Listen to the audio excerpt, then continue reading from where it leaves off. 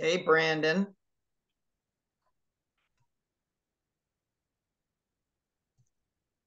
Mr. Lovell, Will Tucker, how are you, sir? Hey, Will. How are you? Good to see you, Commissioner. I'm good, sir. I'm probably closer to you now than I've ever been. I'm over in Bend, so I'm just a little closer, not much. Well, I'm a little farther from you than normal. I'm in Kentucky. I figured it didn't look like your standard background, so I figured you were somewhere else. Yeah, What are you I have doing a in Kentucky? granddaughter competing in a ROTC national championship, an event called Raider, which is where they build bridges by ropes and cross crevasses and things. They Yep. also do an obstacle course and things, and she's a squad leader and leads a co-ed group of young men and women to play Army games. Geez, hoorah. Come on. You must be proud. So I'm in Fort Knox. Yes. Oh, nice. What a great story. How old is she now? She like 19, 20? No, this is a young one. This is a junior ROTC. She's 14, 15, 15, 15. Wow, what a scrapper. Good for her. Well, what's amazing to me is she's short, but she can run at an 8 foot wall, straight, solid wall, hit it or get 2 steps of it and reach the top. And for me, I'd be running to the wall until I was bloody and dead. And I'm 6'2", and she can hit it, bound up it, and grab the top, pull herself up and over. Well, I was in the Navy at Coronado, and I worked a lot with the SEALs. I was a photographer with, in their rigmarole, and it seemed like the big, strong, bulky guys, percentage wise, never made it. It was the guys my size that would kill their mother that made it. When you're saying bulky, were you looking at my waist? What is this? No, I'm just saying the guys that you think would be like, all muscly and all that. They just weren't mean enough in the head. I guess I don't. Testing, testing. Yeah. Are you able Hi, to hear Aaron. How us? are you? Test. Are we making noise? We're You are making making noise. noise, We are making. but keep it going. We're making noise since you weren't. Now they abandoned us. I know. It's just noise and then it's noise. Mr. Scar, how are you? I'm doing well, thank you. And you, Commissioner Tucker? I'm as ornery as ever. Come on. Perfect. Bring We're it. ready for this meeting then. Oh, I've been ready for this for the last few years.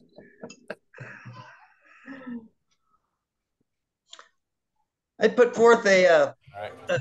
a staff request at a meeting, probably a month or two ago, that we should petition the state to get our state trust lines back. And my goodness, you thought that I was gonna invent something that everybody hated. It was like, come on, people, really? No, we've asked for that multiple times in the past, and I would love to see people ask for that again. Yeah. Yeah. I wonder if we could build a coalition and make a little bit more noise. I think for Sign some me up. counties, that's a good call. For other counties like ours, man, that would be a lift to create the structure that's needed to do that. So I Yeah. think while it's a good idea for many, it may not be a good idea for all. So I just encourage us to be thoughtful as we make noise about making sure we're clear what we're making noise for. If they handed it back to us within 1 or 2 or 3 years, we'd be in deep doo-doo. Wow.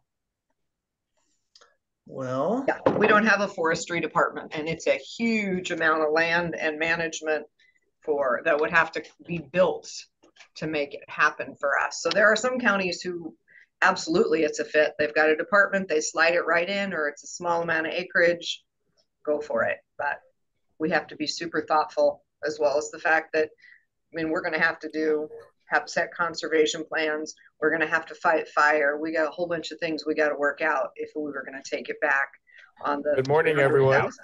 Oh, good morning. good morning. Good morning, everyone. Welcome to our FTLAC meeting, Forest Trust Lands Advisory Council. Time being 10:03 a.m. We're going to call this meeting to order. We appreciate everyone being here today on this blustery, well, what's going to be a blustery Friday night and Saturday morning, I'm sure, from what I hear. So let's start with introductions, and let's start at the end of this table and work this way. Good morning, everyone. Brandon Persinger. I am the natural resource staff here at the Association of Oregon Counties and also the executive director for the Council of Forest Trust Land Counties. And John Sweet, Coos County Commissioner and Vice Chair of the Council. Mike Wilson, I'm the State Forest Division Chief for ODF. Good morning. Dave Yamamoto, Tillamook County Commissioner, Chair of the Council of Forest Trust Land Counties and FTLAC. Mike Buffo, Senior Forest Economist, Mason Bruce and Gerard. Courtney Bangs, Clatsop County Commissioner. Jerry Willie, Washington County Commissioner, District 4. Margaret Magruder, Columbia County Commissioner.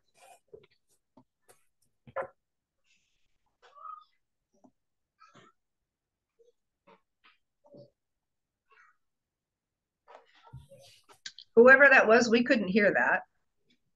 You're not doing it. It's the button that looks like a person. I think she's forgotten so I hit quickly. the wrong button, Aaron. Yes. Sorry, it's Melissa Cribbins. I said recovering county commissioner and here to keep an eye on John Sweet. Perfect. Thank you. You're just out of camera as well. This is Justin Buttress, Policy Analyst for the State Forest Division at ODF. Perfect. And come up to the Hello, Gina Nickel, Executive Director of AOC, just here to listen. oh, come on. Laura Wilson with Hampton Lumber. Thank you. Thank you, everyone. And let's go online. And I don't have this up on my laptop. So can someone help me with who's online, please? I see Aaron. David Lovell, Lane County Commissioner, District 5. Thank you, Commissioner Lowell. Aaron Scar, Tillamook County Commissioner. Thank you, Commissioner. Will Tucker, Lynn County Commissioner. Hello, Will. Casey Miller, Lincoln County. Hey, Casey, how are you? Thank you for being here. Thank you. Alvin Clausen, Government Relations for Marion County. Thank you.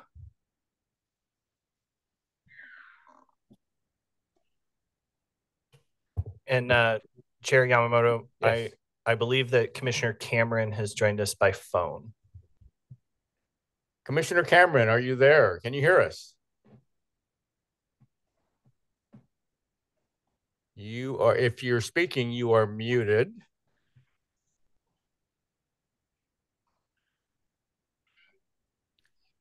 So Brandon, I take it you're familiar with his number and you know that's him?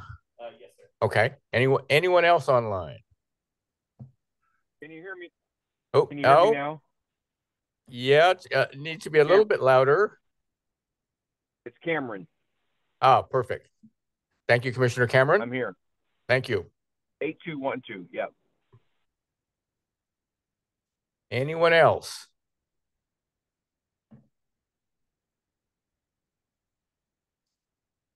We're searching.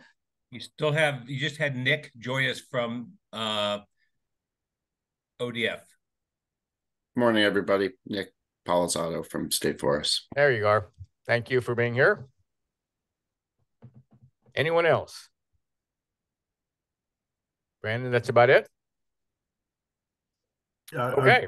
Good morning, Commissioners. Ron Zilli. Hold on, just getting here. Good morning, Commissioners. Ron Zilli, Deputy Division Chief for State Forest, also here. Thank you, Ron, for being here. Appreciate it. Anyone else? Okay. So as we do every meeting, we do allow public comment. This is our one public comment period. Do we have anyone online or in the room that would like to make public comment? Going once? Going twice?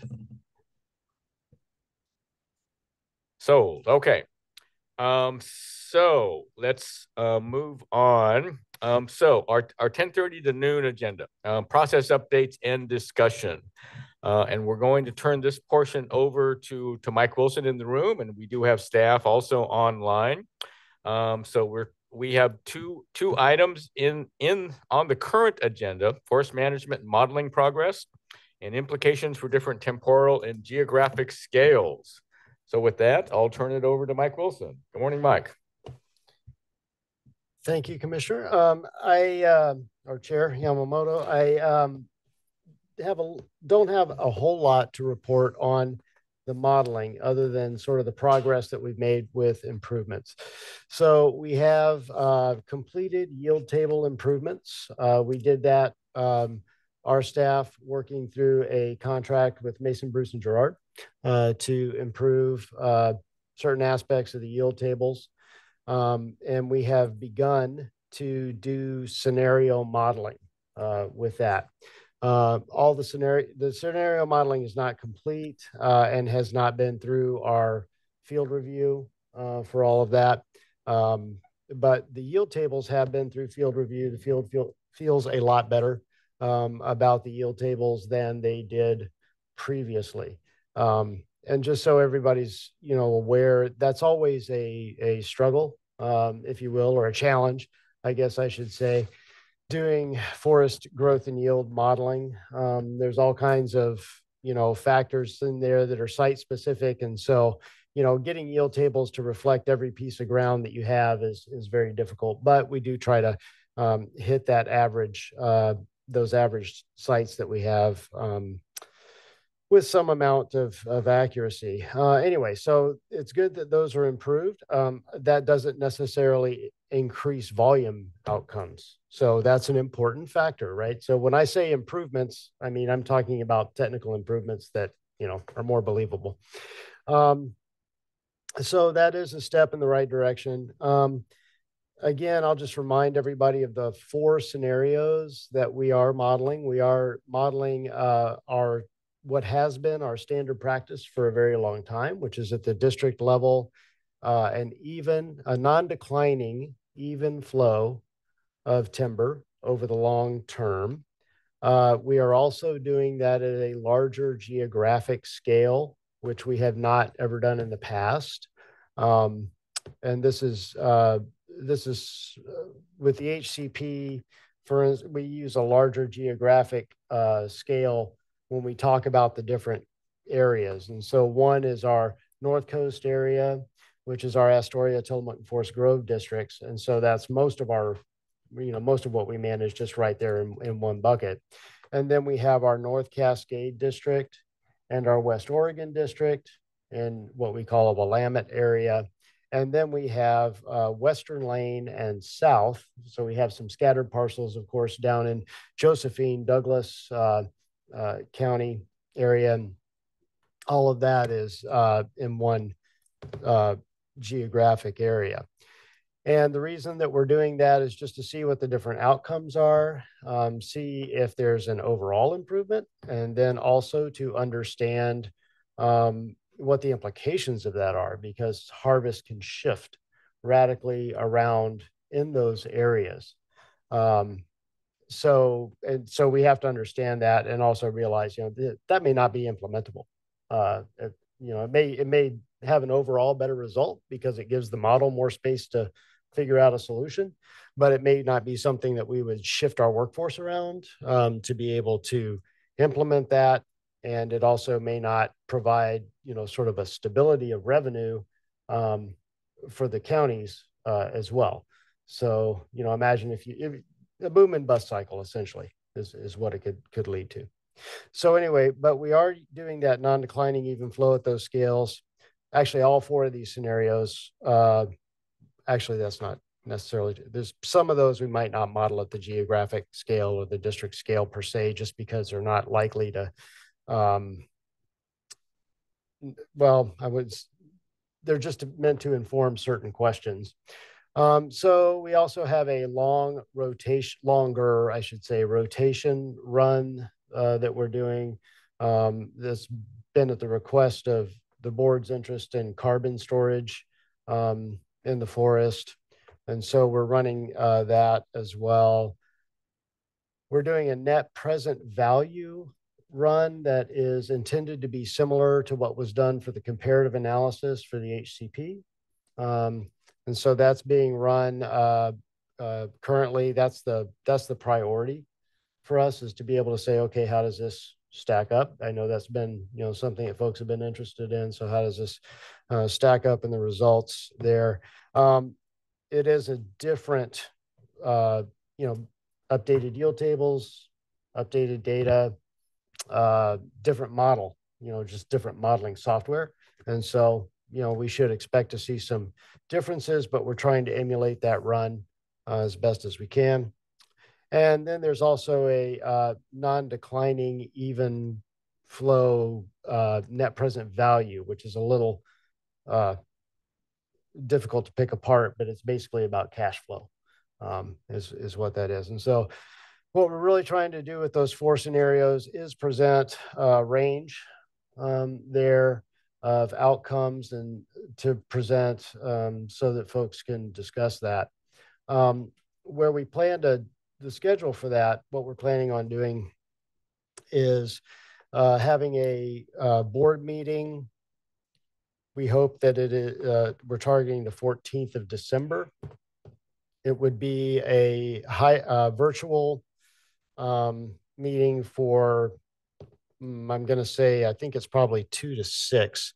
So 2 p.m. to 6 p.m. What I want to achieve with that is similar to when the draft environmental impact statement came out for the HCP. We had that special meeting where there was a presentation to the board and to FTLAC. It was a joint meeting. And then you all had time to discuss back and forth. So we're trying to set up that same format where we're able to come present the information, and then you can have a discussion with the board about it. We're not planning any public comment for that meeting. It is being set up as an information only meeting at that point, so that you can have that freedom, have that space there to be able to talk to one another. So that's the schedule for the layout, but or the board meeting. So everything is always tight on this stuff.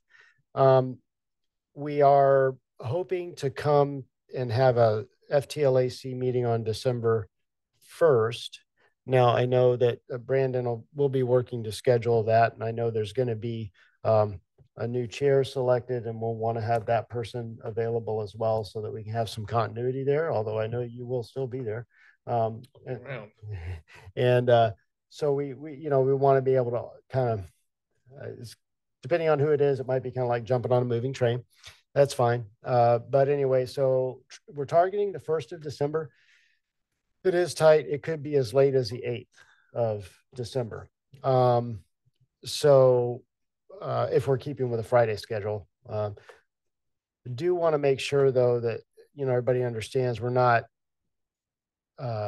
because I'd like to have more space between those things. But we are just going to be presenting the information and not asking the board for any kind of decision, so that there is still, granted, it'll be fairly fresh for everybody, and there's still a lot of discussion to be had, quite frankly. So that's the schedule. Other than that, I'll just say that, yeah, staff is really busy doing the processing, doing the model runs, and then trying to get it out and get doing rounds of field review for the different scenarios. With that, I'll just ask before we open up too many questions, Ron, if you have anything to add to that. No, thank you, Mike. I'd be happy to answer any questions the commissioners may have, but I think you covered the general scenario layout process. Yes. Okay, so let's just open it up to questions. Commissioner Banks. So I want to circle back to the modeling runs that you're currently running, and I just have a curious question, I guess.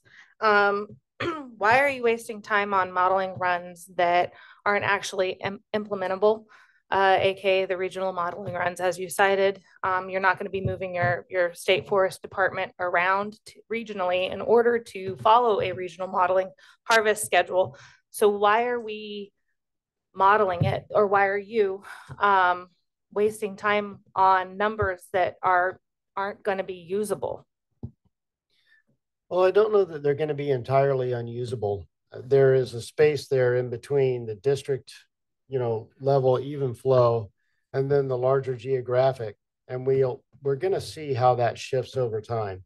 And then there are pieces of it that we may be able to use. For instance, you say, okay, well, we could take the geographic concept, except that we can't make those types of swings. And so we would have to make other adjustments to minimize those swings in actual implementation. Sure. So I guess why I continue to show up is I want to understand how to best prepare my county, the county of Forest, the Forest Trust Land counties, for the economic fallout. And so when you're not modeling regionally, I can't predict my county's economics or our job availability, or, are we going to experience, job loss, movement of companies closing. So I guess I'm going to circle back and request that you run, modeling by district so that the counties can understand and forecast impacts a little bit more transparently. Thank you. And we will have that by district as well. All of the scenarios by district and by geo region. And, I do want to make sure everybody understands, even when we have it by geo region, we see the volume outputs by however you want to slice and dice it. So we ran it by region, but we have the county boundaries in there. We know how much of that happens in Clatsop County, how much happens in Tillamook, Washington. So, and that's where we may say, oh, no, this is too much of a swing economically. It may be very good for a county in a given year or a given 5-year period is how the model works. And the next 5-year period, it's not good. And it's kind of like, okay, that's another piece of not very implementable, right? Not just about our workforce, but about how things shift around that way. Mike, excuse me, commissioners, if it would be helpful, I could share a quick graphic to show that. That'd be great. Might clarify. Thank you, Ron. For Commissioner Banks. So can you see the screen?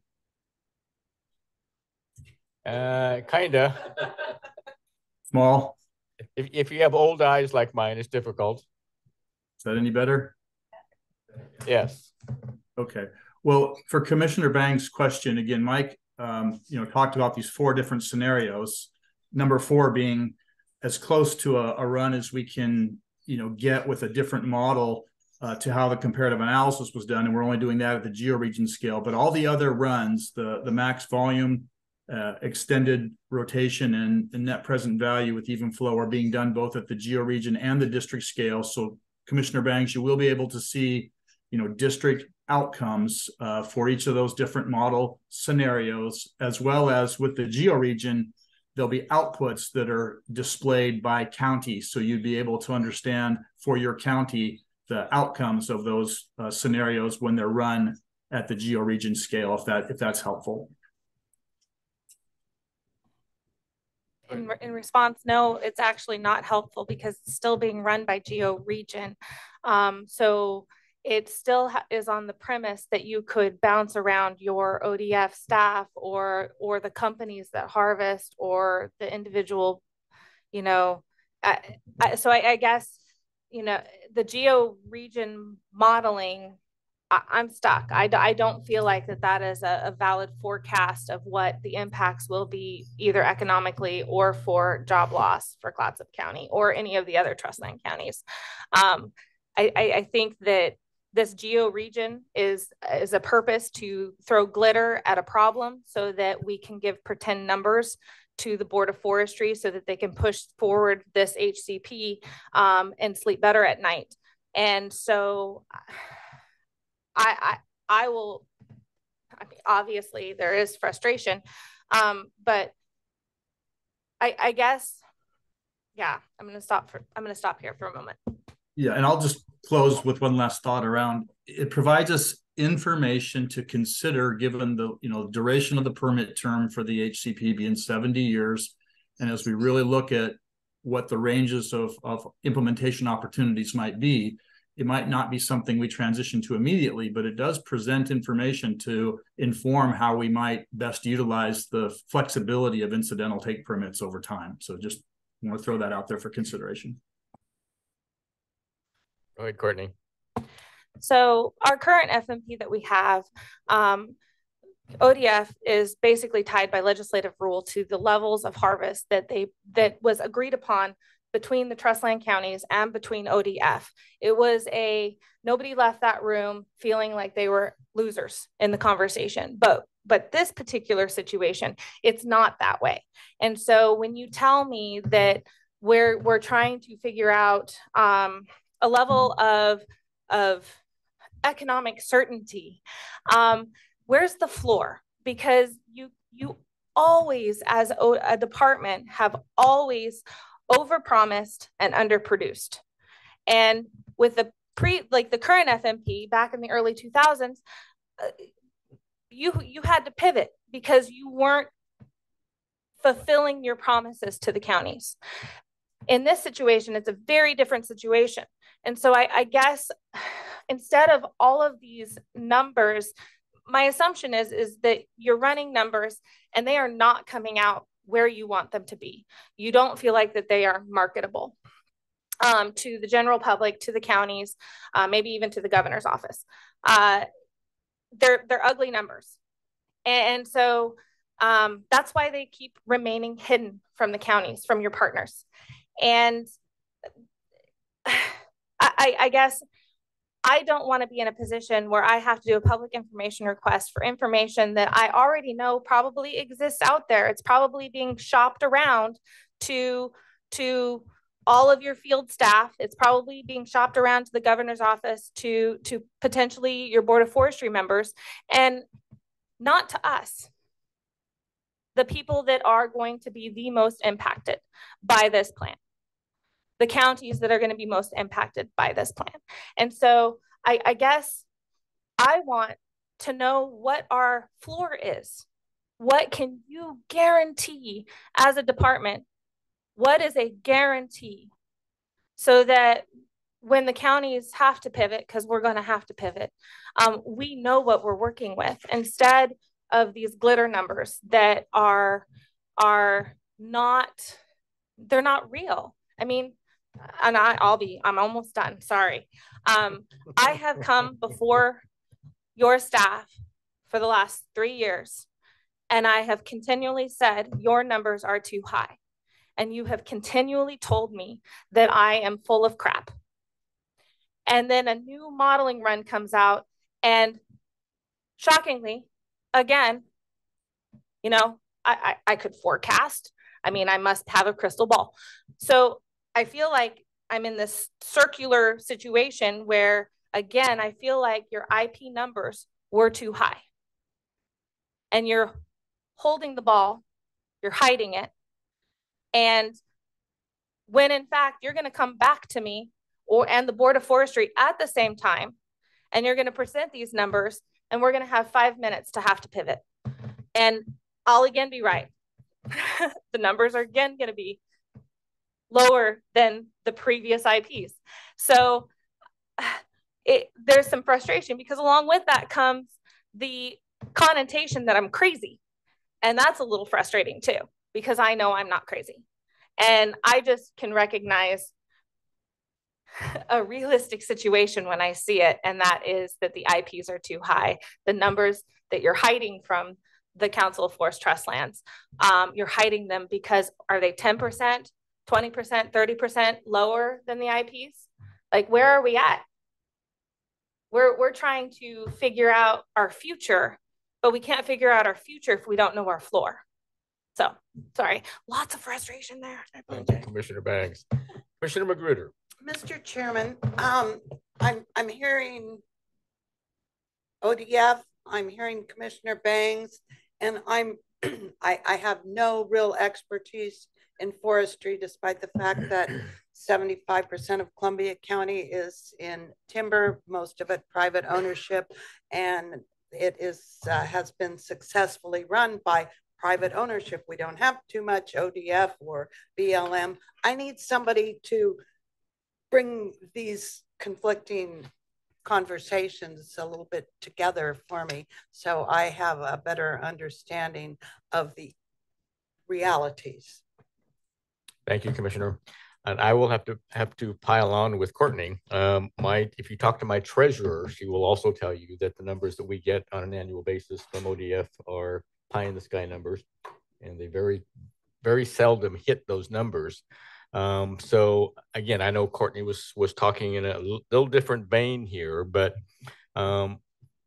we do need some ways to better project, and it's going to become even more serious now that we know we're going to have a lot less harvest.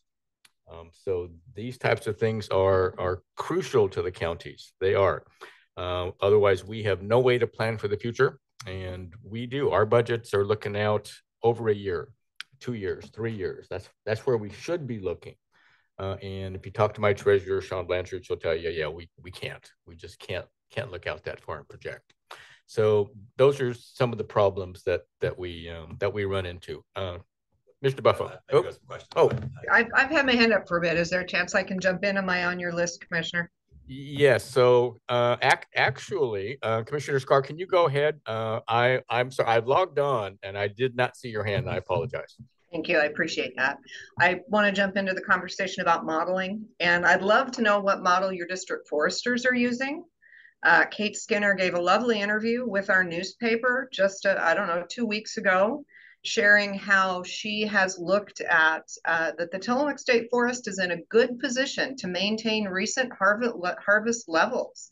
And she says, what we're seeing right now, what we did for the modeling of the current implementation plans moving forward in the first 30 years, it will be very steady for Tillamook, which tells me that it's not going to be steady for Clatsop and it's not going to be steady for Washington if we're talking about these kinds of losses. And you have a model being put out by your state forester in our community telling us we're A-okay. Why are we running a whole bunch more numbers? If she already knows, I would assume the Clatsop State Forester already knows. And if they're off base, why are they running models and putting out information contrary to your information? Right now, our community is trying to come to grips with our future, and we're having our own infighting battle because you all are putting out two very different pots of information. And that's distressing, extremely distressing. So I share everyone's concern and frustration with this modeling conversation. Let's get a real model, let's get it on the table, and let's start talking about it, and let's get it by county. This is absolutely ridiculous, and it puts us in a position that we can't move forward. So I want to throw my 2 cents in there. And if for some reason the model that Kate has is different than your model, boy, let's get that out there and figure it out in our community very quickly. Thank you. Thank you, Commissioner Scar. Mike, I'll give you a chance here, please. Yeah, just so everybody knows, we don't have competing models. We use one modeling effort at a time at ODF. And so I believe probably what Kate was talking about was the models that came out for the recent IP revision, and Tillamook's harvest held steady. And there's no reason to believe with the size of the district, And with the similarity and constraints that basically it won't continue to produce that over time as well. But we have not completed any reviews of the current modeling. So we'll find that out when we do. But I would suspect that Kate is correct and that Tillamook's harvest would be steady to somewhat increasing under the current place, which yes, and other counties will have different outcomes. Absolutely. So why are we not just talking about that now? Why are we doing this? We're modeling, it's geo, we could move from this direction to that direction. Because if what you're saying is that you can, on a geo scale, change where you're harvesting, you might actually move more to Clatsop and out of Tillamook, then this model that Kate's putting forward is in fact not correct. So you guys do know. Let's get down to what you do know and let's talk about it at that level and let's stop playing the game. Commissioner Scar. Mike Buffo. Thanks, Commissioner. Mike, I had a couple questions about that, actually the alternatives and then some of the background work you've done on the model, if that's okay. Just on the alternatives, I guess the first question is, are they all, basically it's kind of a related question, are they all in play? So are all of them, like legal under the HCP, all compatible with the FMP? And the only difference is things like rotation length, non-declining or not, or if they're district or regional. Yeah, that's right. They all are, yes, they would all be legal or compliant with the HCP and the new FMP. And it sounds like, so for the board, right? The board could kind of pick between any of them. So like what's the policy space around the boards? What constrains the board around their choice on this? Yeah, what constrains the board really is their determination of trade-offs and some of the things that they want to see. And I don't think, I'm going to be quite honest and say, I don't think the span of the modeling is necessarily going to satisfy all board members, in its current state. I'll just say that up front. But with the establishment of the performance measures that will go along with the forest management plan, that's how they should be steering the ship, if you will, towards more harvest, less harvest, their determination, giving them their space there. That's how they would do it. I do not expect, and I don't think that it would really be possible to just take one of these modeling scenarios that we're doing out of the box and just say that's the one. I think they need to have that conversation and set the performance measures to move in the direction that they want for different outcomes. Can you remind me the timeline around the performance measures selected versus the harvest level selected? Or the FMP being implemented? So we're still working on the FMP. We're still working on the performance measures as well. I don't expect that they'll be looking to move an FMP towards rulemaking prior to June. And that's, that is assuming that they don't want to see changes to anything else, right?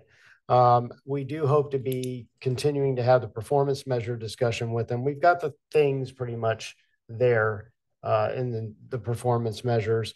Now they need to be able to see the modeling outcomes, and they need to be able to determine, what sort of metrics then that they want to put with the performance measures, the actual numbers for targets, whether it's a target, whether it's an indicator, whether it's a threshold. It depends on the specific performance measure. And I think it depends on, just how sure they can be. Again, that certainty, right? Around, okay, if it's going to be this harvest, what do they expect?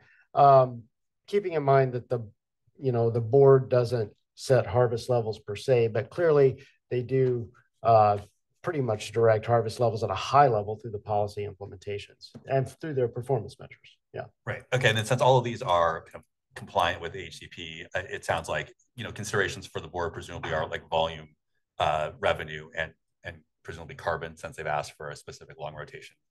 Yes. Is there other output that you'll be providing them that, to help them make that decision against performance measures? Yes, there are other performance measures. I think we talked about those last time when we had an FTLAC meeting last time. And so I guess I mean data from the model that helps them, assess the performance measures against the different alternatives. Right. I think the big ones are volume and, revenue, outcomes, and carbon.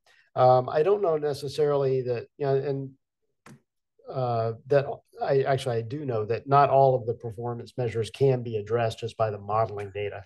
I mean, it is a harvest scheduler and it functions off an inventory, and the metrics related to inventory and whatever costs and prices you put with that, of course, those assumptions you can report out on that kind of stuff. But there's a lot of the environmental metrics, especially around aquatics, that are going to require, the monitoring to really be able to do that. And then also the social measures are really hard to kind of get at right now. Those are going to take a little bit longer in development.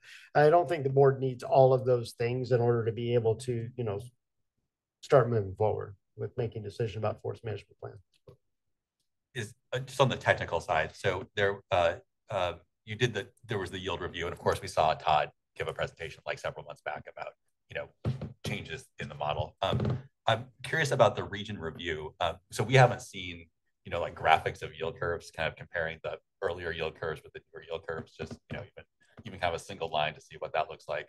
So I'm curious what basically what the region saw and what kind of input, like how were they able to give input on the kind of realisticness of the yield curves, given that you kind of did this calibration update.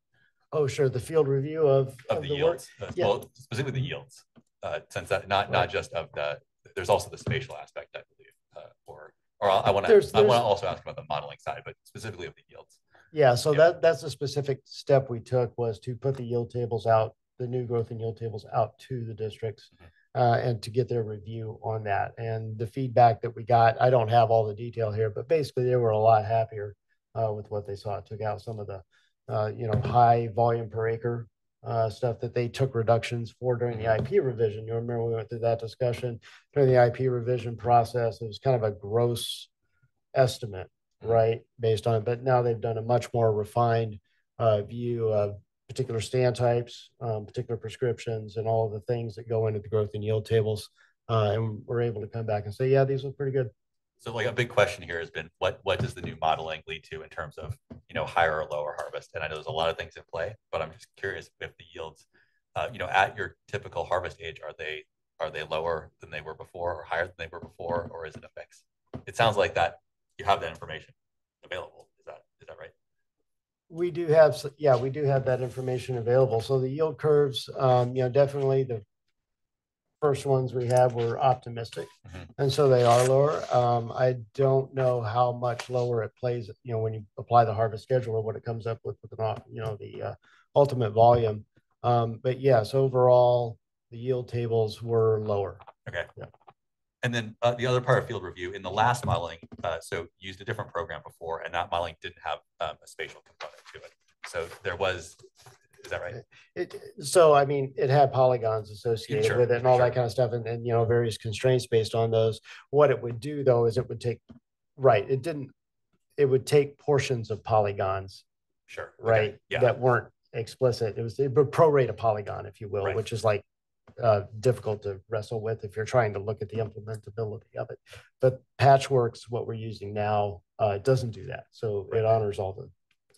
Yeah, a question related to that. So in the past modeling, so what you had the fragments of polygons or portions of it, and then that went to the districts, and they did some review on that and kind of got you some feedback. And it sounded like that resulted in lowering of the harvest level from just the raw model output, because essentially it wasn't implementable from that division, the district review.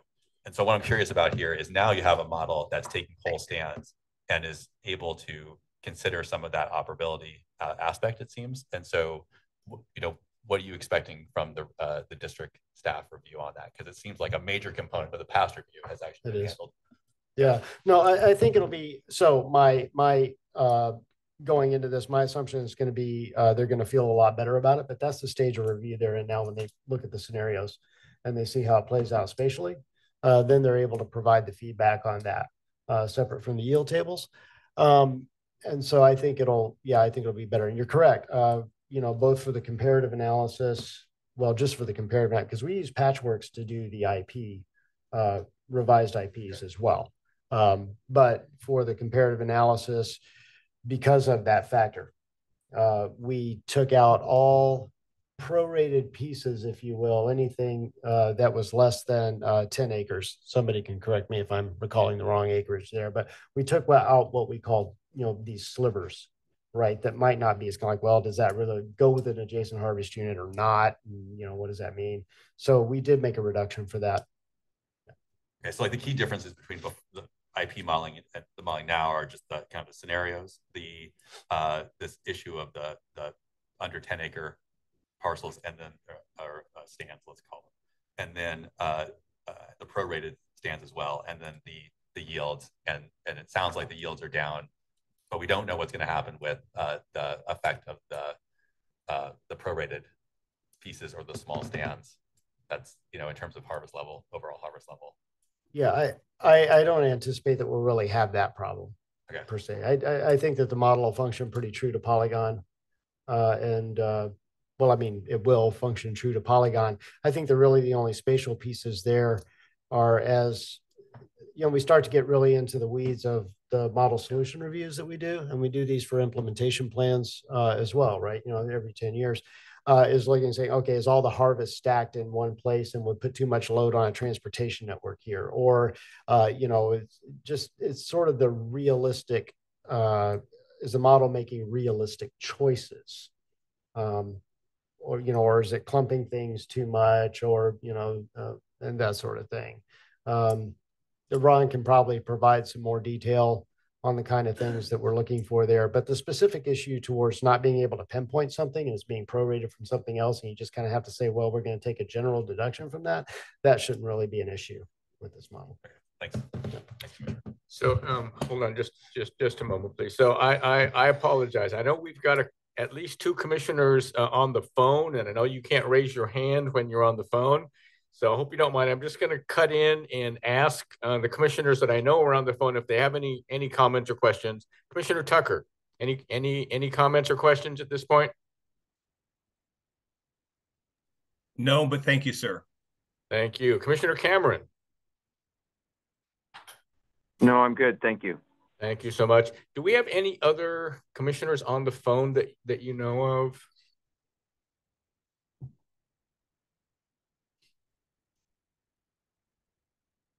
Just the two? Thank you so much. And if you're on the phone, want to make a comment, cut in, or I'm going to attempt to ask you if you have any questions or comments on a regular basis. Commissioner Banks. So 3 things that I gathered from the conversation that was just had. First, I wanted to say thank you, Commissioner Scar, for bringing up your information. I was unaware that Kate Skinner had the modeling scenarios and that had already done basically a public statement regarding them. And so that leads me to a question of who else has those numbers and why don't we as commissioners of the counties? So we're supposed to be partners in this conversation. And my interest is to minimize negative impacts on my community and the communities of the other Forest Trust land counties. So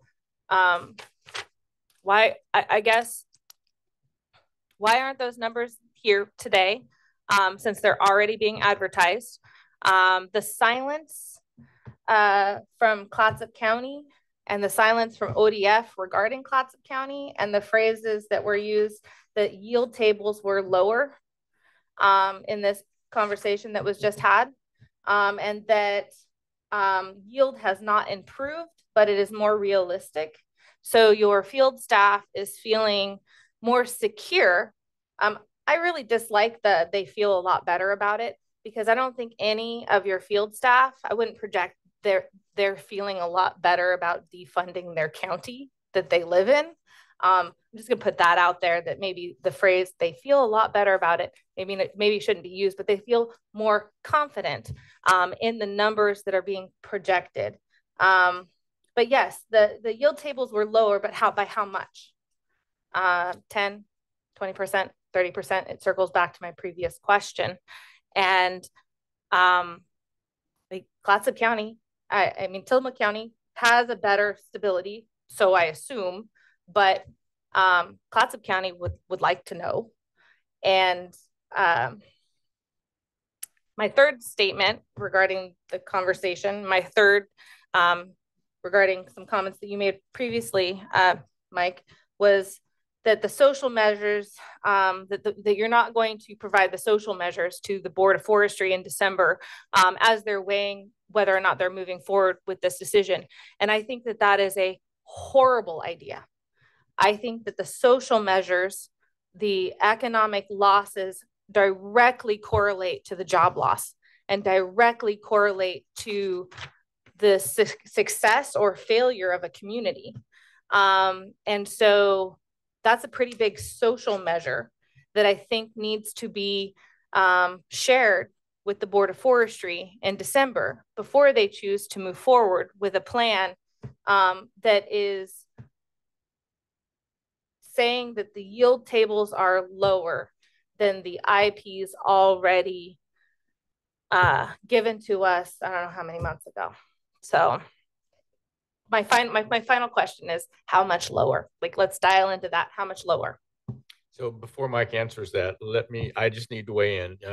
Yes, I haven't seen the modeling that Kate Skinner has either. But when I look at the percentage of inoperable acres in Tillamook County, we are up to almost 68% inoperable acres in our state forest in Tillamook County. I don't know how budgetarily harvest levels can be remaining at the levels that they currently are, if even close. To me, those numbers are just, they don't add up. They really don't. So I just want to point that out to you. Go ahead, Mike. So you mentioned that to me the other day, and I went back and looked, and it's not 68% constrained. So maybe we need to go back and look at those numbers together under the HCP going forward. So yeah, maybe we need to look at that together. But to go back to Commissioner Scar's statements again, so Kate is not here, and I'm not going to put words in her mouth. And so I wasn't, okay, I am not privy to the conversation. But Kate does not have separate modeling numbers. I am actually going on the presumption based on conversations I have had with her about how she feels about the harvest, is that yes, it's maintaining or increasing over the future. So that's just that. We do not have different sets of modeling numbers out there. We have not shared modeling numbers outside of the people necessary to review those numbers, even at ODF. Mike, could I jump in if you don't mind? And Commissioner, sure. Just to clarify that point for some context. Prior to doing these revised IPs for this, couple years, Tillamook's harvest level from their previous IP, it didn't really change. And that's really, I think, the connection Kate's making is, Kate Skinner's making, is that the previous IP they had, and then where they're at in their current revised IPs for this interim period didn't go down. And then looking ahead at the amount of constraints they have in the district and the amount of operability that they have, and where the growth and yields are coming out at a per unit level basis on where they think they should be, she expects that consistency to hold true in this next set of outcomes. So I think the comparison is between her previous IP that was a longer term IP and then these interim IPs that didn't go down. And from everything she knows about the level of constraint on the district and the growth, she expects that to hold true. And I sat in on portions of all of the model solution reviews with the districts. And I believe that's the comparison that she's making, and not from the absolute values, that because they haven't been shared yet to the district for these scenarios we're currently running yet. Brandon, go ahead. So I feel like I just need to ask a question, because it sounds like what was said at the beginning of the meeting and what has been said in previous meetings is we don't have model results. We're still doing the modeling. We still need to look things over. But what I just heard today was we have not shared modeling numbers with anyone that isn't needed for review. So do you have model numbers or do you not have model numbers? the modeling itself is not yet complete. So no, we don't have all the modeling numbers yet. Yeah. I'll jump in again. What we did was we did a calibration run that was shared. So we went through and in testing the yields for the model, we went through and ran a model that was just simply around validating growth and yield, a model solution review with how the model was growing. And then when we took additional refinements based on that model solution review to the growth and yields, then we ran that through an example run for the districts, but it was really to just calibrate the model on how the per unit level yields were performing and that it was following the rules. So we went through and walked through each of the models. So a model period's 5 years, and we took the time to go through the first 10 years, 2 model periods at a stand by stand level with the districts and talk about each of the units, the type of stand it was. Are there any things in that polygon that in the stand it chose that the model shouldn't have based on how it was following the rules? And then the volumes that the model generated from that actual stand it chose during those first 2 periods, how do they compare to what you would expect based on harvests that you know of in adjacent stand types and historical stands in that type of setting? And based on that review, we've now taken that information and any refinements and are currently, as we speak, the team is running those scenario runs, and those scenario runs are going to be shared with the districts for a model solution review, in the coming week or week and a half, in preparation for preparing the staff report to the board and what we shared with you at the next FTLAC meeting. But we had what we're called a calibration run is all it was, to make sure it was following the rules and that those per unit harvest yields were improved upon based on the input that was given from the field to make refinements. So that's what we've done to date. So I'm going to jump in real quick because I'd like to read the quote from the newspaper, because I think what we want you to understand is trust is once again broken in a process we're trying to get through supposedly together. And we're hearing 2 different things, 2 very different things, talking out of 2 sides of the mouth of ODF. And it is, again, extremely distressing and difficult to know how we should move forward. A direct quote from District Forester Skinner. And I really like Kate. This is not that, but what we're seeing right now, what we did for the modeling of our current implementation plans moving forward is in the first 30 years of the 70-year window, it will be steady for Tillamook, Skinner said. So you mentioned this was just modeling for the implementation plan. Great. I heard you say that as if that's different than the modeling you're doing. But what she's indicated is it wasn't 2 5-year runs to see if it was a working model. She just promised our community that for 30 years, we have steady timber revenue. That's really distressing to have that be the word on the street and to have everybody looking at us and saying, you guys are just full of it. Why are you fighting this habitat conservation plan? So it feels in some sense like a bit of a disinformation campaign. So that's really difficult for us to move forward in. There's a huge trust issue that has raised its ugly head once again. Thank you, Commissioner Scar. Commissioner Banks. So what I've just heard is we aren't necessary.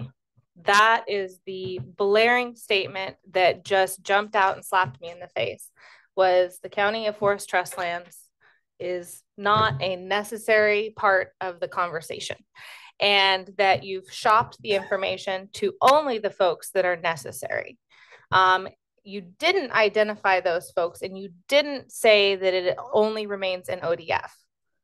So that tells me that that information has been shopped outside of ODF, and that I just would like to know who else is necessary other than ourselves. Like, we circle back to that partnership, circle back to the trust that Commissioner Scar speaks of, circle back to the community going, why are you fighting?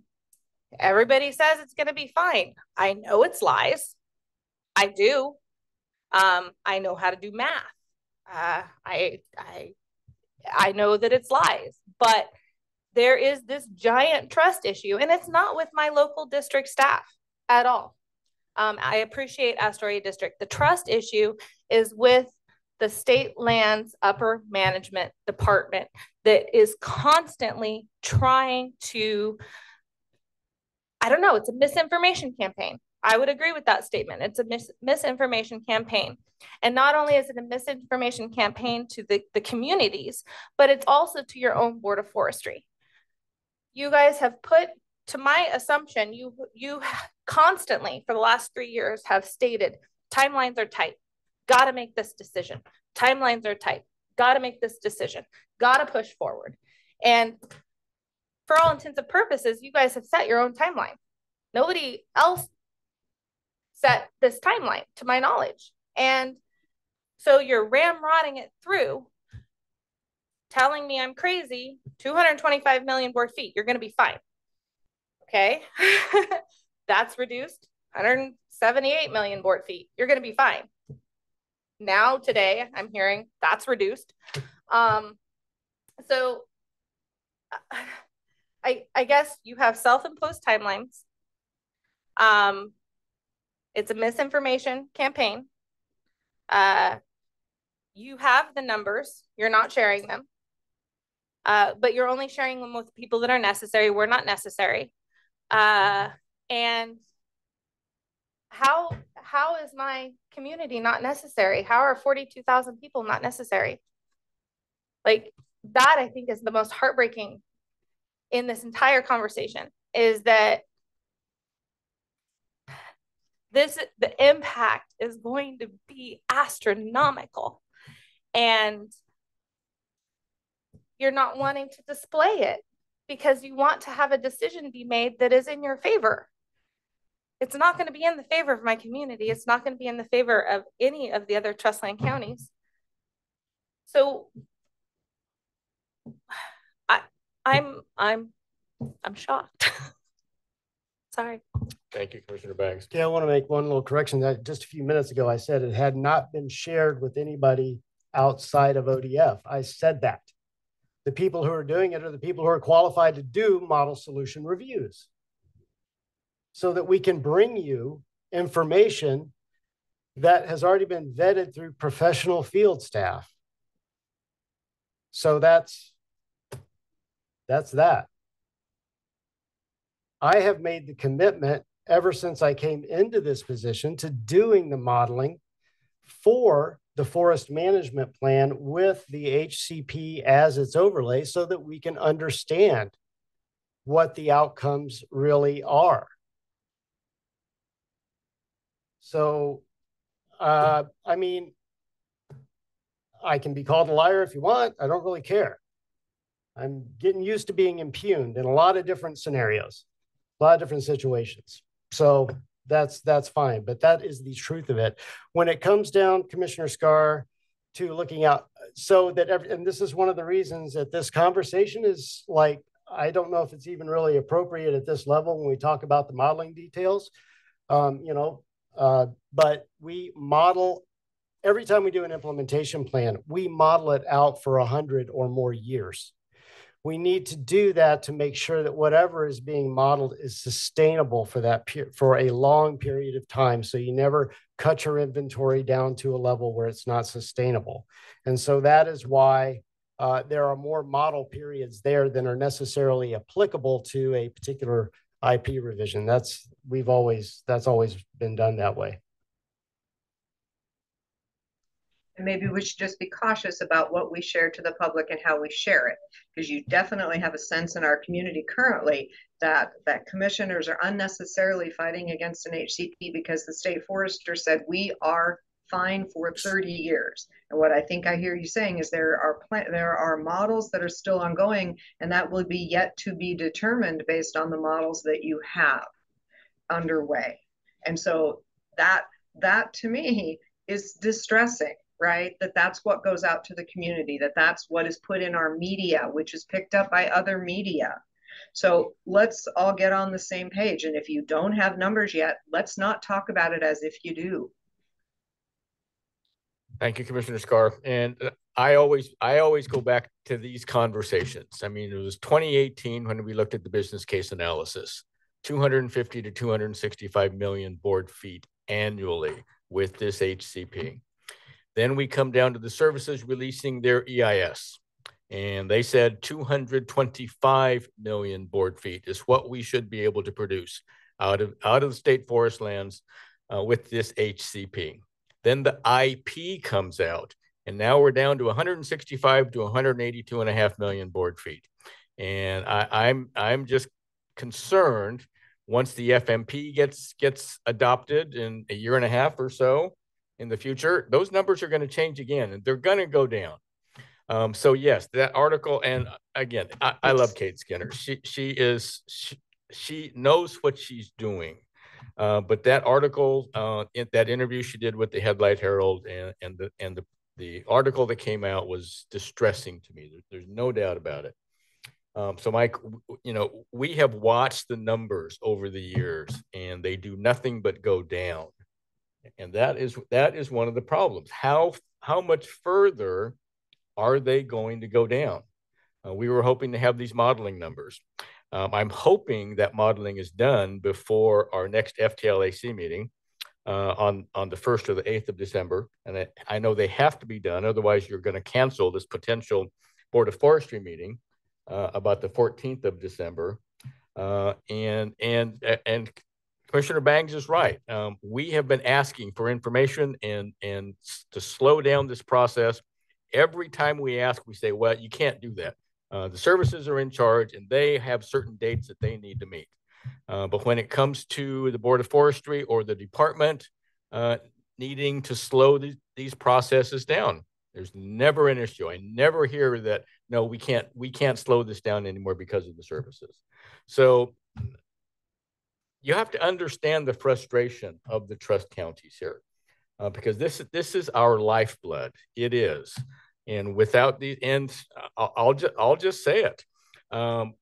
We finally got the governor's office to understand how serious this is.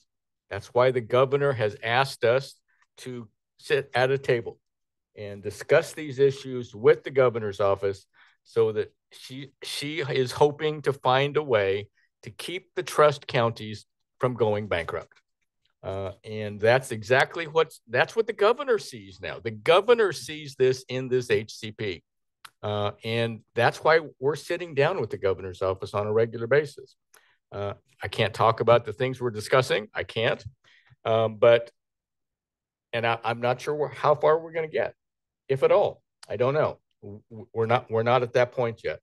So there is, Mike, one thing you need to understand, we're not calling you a liar. We're just not getting all the information that we feel that we need in this process. This is going to affect the department. I keep asking the department what their plans are in the future when timber revenues go down. You're probably the only self-sustaining department in the state. You rely on timber revenue just like the trust counties. And we ask you continually, what is your plan when timber revenues go down? And we never get an answer on that. And we can't do the planning at the county levels because we are unsure of the ever-changing numbers that come out of the department. And we're getting down towards the bitter end. And we're concerned. We are very concerned. I think that's our frustration, Mike. And I don't like the name calling, but we are in deep trouble, and we don't know how deep. I think that is the issue. And I appreciate that. I really do. And we want to see those numbers as well for those exact purposes as well for our own workforce, certainly. But I don't want to lose sight of the fact that people at ODF care very much about the counties. We understand very well what these revenues mean to both the counties themselves and then to the special districts as well, which quite frankly are heavier hit in a lot of ways than the counties. But let's talk about the timeline for a moment. At first, we were in a push because there was a Trump era rule that would require NOAA Fisheries to, get their work done as the lead agency there, in a certain time frame. And they were going to blow past that. And I'm not throwing them under the bus here. That was completely legit. They have an enormous capacity issues. They are a skeleton crew at NOAA Fisheries. It's just the truth. So they got an exemption from that timeline. Now that's not an extension, it's an exemption. I said, so we're not going to make that. And they said, okay, you get an exemption from it. So now there is no particular timeline on their end. What there is are other competing priorities that we fall behind, and that is what it is. And we're already starting to fall behind them. So that's fine. But our earnestness in trying to get this work done is actually so that we can move forward. So we can say we need to look and see what this long-term situation is as best we can. And we're getting close to that. And then we're able to move forward with decision-making one way or the other. And so there's that. In terms of what to bring forward, I think, we brought forward everything that we can, that we have had our field staff review and feel comfortable with. I mean, the last modeling effort that we completed was for these 2-year IP revisions. And, that was all provided. So, I think probably some of it is, maybe we're too frequent and are talking about, what we're doing almost. And that it raises expectations that there's going to be something now, or that they're, something, I don't know, maybe that's the case. But, our timeline piece isn't about trying to, what we're in a rush to do, if you want to call it a rush, is to the same thing that you are in a rush for, which is to understand the long-term implications of this, so that we can have more informed discussions about how we stabilize things in the future, and so that we can start to see some real decisions on our part around what we need to do with our workforce. Because as an agency, we have a lot of restructuring to do. I shouldn't use the word restructuring. We have a lot of strategic planning to do around how to balance all of our workloads that are coming up. We have a lot more employees overall at the department. State Forest has not grown our staff, but the protection program has, the Forest Resources Division has. We have a lot of other things coming on with All Lands Management, with, Good Neighbor Authority, Federal Forest Restoration, all these things that everyone supports, or at least most people support. And there's a lot of work to be done there, because State Forest already plays a part in helping to implement, both those things. I mean, we all know about the fire thing, people go on fires, but even in the Good Neighbor Authority for Federal Forest Restoration, it's played out differently across our different districts, but some of our state lands folks, state forest folks, are heavily involved in administering that stuff, and in some places it's mostly actually dedicated FFR employees as well. But we're trying to do that strategic planning even as an agency as to how do we balance the big mission. I just need to make one other point here. With all the uncertainty that you continue to talk about, with the new modeling not done, all this uncertainty, and yet you've expressed to me a couple of times, more than a couple of times, that you don't feel that the Board of Forestry really needs to sign off on this HCP as it currently stands. I just don't see how that's possible. I do not. With all the uncertainty, with the new modeling, how can this HCP just continue to move forward without an actual decision by the Board of Forestry? So let me put that in complete context. So, okay, absolutely what is legally necessary, the board does not have to make another decision on the HCP.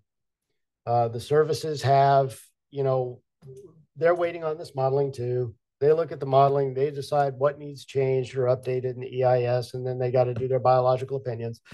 And they can roll on with their process, and at the end of the day say, well, here's your ITPs, your incidental take permits, right? The board doesn't have to do anything to make that happen. That does not take away from the fact that the board needs to see this information and understand the implications of all the things and be okay with the policy decision to move forward with an HCP versus some other compliance mechanism. Well, and with this HCP, or do they want something different? Or, you know, what degree of difference do they want? So they do need to have eyes on it. They do need to be able to weigh in on that. They certainly have that policy oversight of the department, but they don't actually have to. If they sit there and choose to do nothing but let the process go forward, it's the services that'll eventually decide whether or not to issue incidental tape permits. And that's what I mean in that context. I would just say that in for full transparency, the Board of Forestry should have to weigh in on whatever comes out the other end, because things are changing in this, and I just can't see the Board of Forestry not weighing in. It's an easy way out for the Board of Forestry at this point. It is, and I just don't see that lack of transparency good for especially the trust counties. I just don't see that. And I'm hoping the Board of Forestry understands that also. Commissioner Banks. From all of that, what I gather is that it is ODF now writing public policy and not the governing body, which is the Board of Forestry, and in partnership with the counties. And that to me is disturbing, that just for what it is. State staff should not be writing public policy. It should be policies by whatever governing body is in charge of whatever entity. So that's disturbing. I am grateful that ODF is trying to explore consequences of the HCP now. I am sad that they weren't trying to explore those consequences when they were actually writing the plan. And or the economic consequences, as you've stated in the past, I think it was this summer, it wasn't part of the thought process in writing the plan. Economics was not. And at that time I brought up, we were not focused then on greatest permanent value while walking into the room with services to write this plan. And this trust thing that we have going on could have easily been solved had one of us been allowed to participate in that room. And these modeling conversations could easily be solved if one of us was allowed to be a part of the conversation. But at the end of the day, that conversation happens in a closed door session. And we don't know what that conversation is. So I don't know 4 years ago or 5 years ago if anybody ever advocated for the counties in that room with services saying, hey, maybe this isn't economically feasible. Maybe we shouldn't do this. Maybe this might make us all go bankrupt. So that is how we could have solved our angst, is allowing at least one of us to participate, so that I could turn to whomever you allowed to participate and say, hey, did somebody advocate for us? And they would be like, yes, I did. But we have nobody that can turn around and say, yes, we advocated for you, because nobody did until now. And it's ourselves. So that there's that. And then I wanted to ask you, Commissioner Yamamoto, I wasn't here in 2018, 2019. I mean, I was present in life, but I wasn't actually at the table. And what were the 2 goals that started this entire HCP process? I don't know the 2 goals. I know, and this started long before 2018. Okay. You can talk to former Commissioner Josie, who was chair of this Council of Forest Trustland Counties for many years. And this conversation has been going on and on. Matter of fact, I think we can go back as far as former Commissioner Sue Cameron in Tillamook County, a long time ago. And she was involved in a committee with an HCP way back then. So this conversation has been going on. I know the department has tried in the past to do an HCP. Okay. I guess I just recall, and I don't know from where I heard it, just for the last 3 years, that the 2 goals that kept being reiterated over and over and over again was that ODF and the Board of Forestry wanted to provide certainty to the counties and also be responsive to the rising costs to ODF in order to, to deal with the consequences of the survey costs, basically, to make sure that they were in compliance with the Threatened and Endangered Species Act. So when I look at those two goals, they're not being achieved. So at what point does the governing body turn around and say, let's try again? And then, or are we just gonna all ignore the fact that our goals are not gonna be achieved and we're just gonna keep moving forward and pretend that, I guess, where's the threshold is what I'm curious about, because I know if I tried to keep playing with a failure of a plan, and I keep trying to lobby for it and keep trying to push it through, I'd never get reelected again. And people would probably, say, yeah, critical thinking. I don't know. We're not achieving our goals. So what's the threshold to turn the ship around?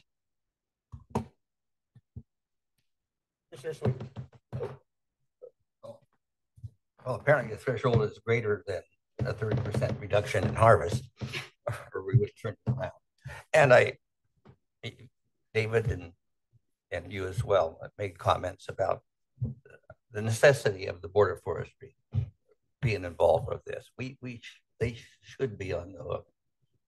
They knew a long time ago that we were going to be suffering a huge loss. I do, our county you've been really good with our projections, by the way, always on target.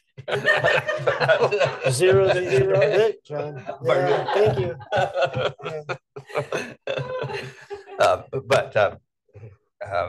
I do think a lot of this goes back to the board and really in the way it goes back to a changing population, more urban input than there is rural input. A lot of people look upon our forests for different things than we've been used to expecting. And I think that's unfortunate, but that's a reality. And I feel I would not like to be in your job, doing your job right now. And I get right back to the board.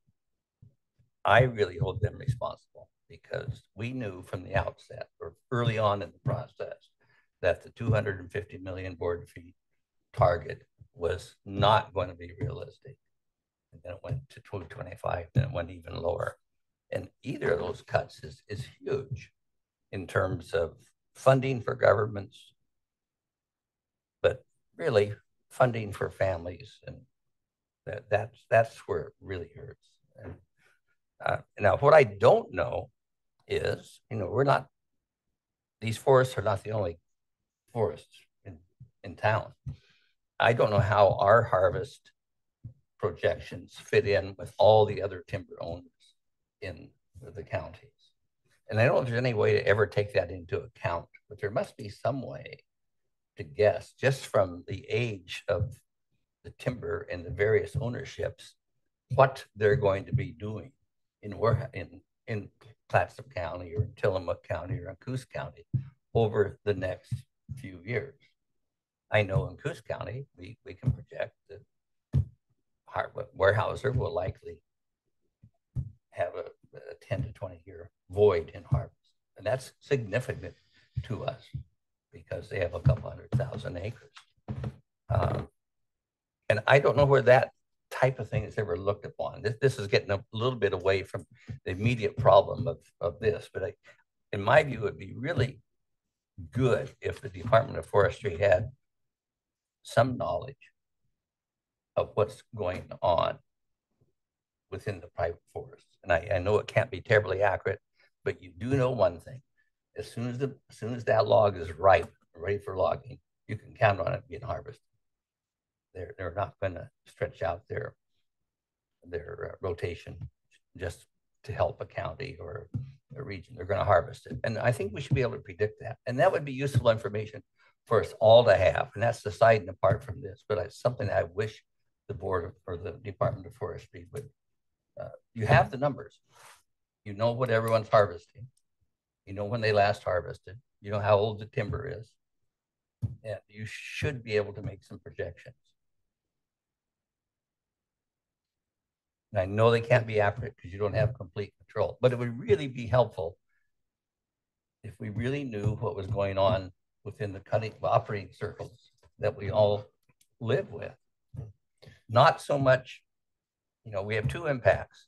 We have a huge impact to the funding of local governments when you don't harvest as much as you did.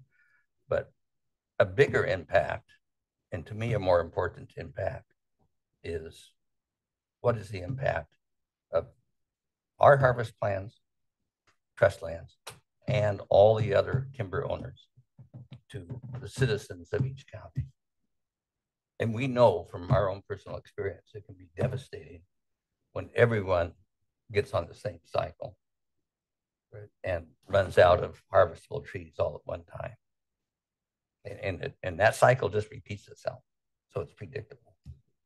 You know, going back to Weyerhaeuser and GP, if they harvested their forest in 50 years, you know that they're always going to be another 50-year cut, because soon cash flow would dictate that as soon as that tree is mature enough to harvest, they'll harvest it. Yeah.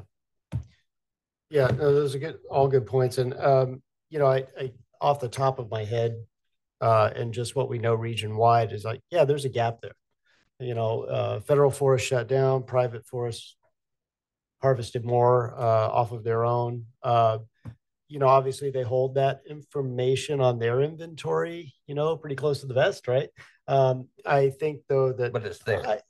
I can pass, what I can do is pass the question on to some of our folks that look at our higher level planning stuff statewide, outside of state forest, and see what they can say about that, what kind of information they do have. You know, you're right. You're absolutely right. So then there's a gap, right? Yeah. And while things regrow. So I understand that.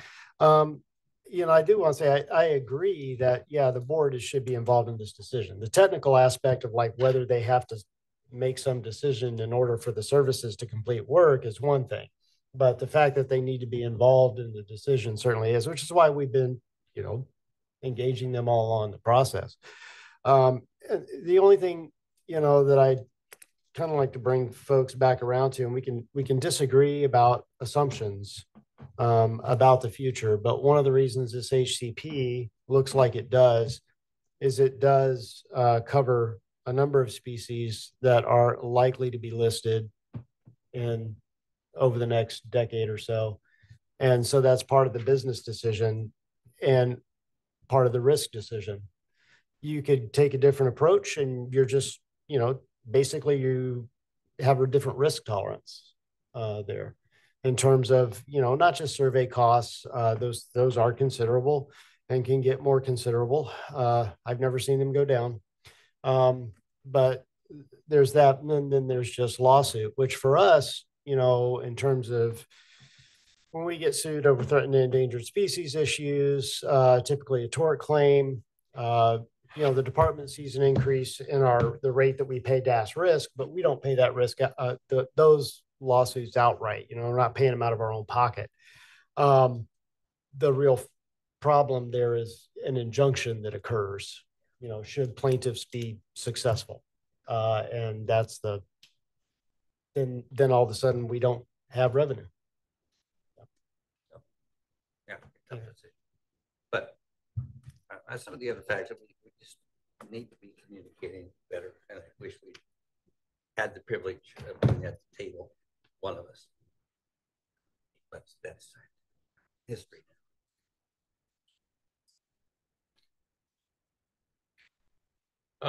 Mike Buffo, go ahead. Thanks, Commissioner. Mike, I wanted to kind of ask a question. Fundamentally, the question is, what are the options kind of going forward here? But just to kind of go back, it seems like what the process, like the steps have been. So early on, there was the business case analysis that you know, kind of made the case for an HCP, and then the department set about developing an HCP. Produced the draft version, and then let me know if I'm getting the timeline right. Submitted the application for the HCP. There's a draft EIS put out, and obviously harvest numbers came out with that, along with other impacts in that EIS. Around that time, there was a lot of conversation here, I think, around the issue of the size of the HCP. Why are HCAs as they are? Why are riparian buffers as they are? And this issue of risk has come up a lot. Like, it sounds like, smaller HCAs, increased risk is kind of the understanding. It's difficult here to understand, how that works on like a acre by acre or stand by stand basis. But we moved on then to the IPs, and I presumably in the background, and ultimately we'll move on to the final EIS. Presumably in the background, NOAA's working on the biological opinion for this, and kind of their work to finalize the HCP. So it seems like the application's in, it's been submitted. We're pretty far, presumably they're pretty far along in the biological opinion. I don't know their status. And so at this point, what can be done to change the outcome here? Because it sounds like what we're talking about is these model runs, even though there's been a lot of model runs, these model runs are that are forthcoming are really important to know the long-term impacts of the HCP. And that's like, it seems like we're very late in the process, but what are your thoughts on that? Right. Yeah, we certainly would like to have better eyes on it earlier in the process and have better estimates earlier in the process.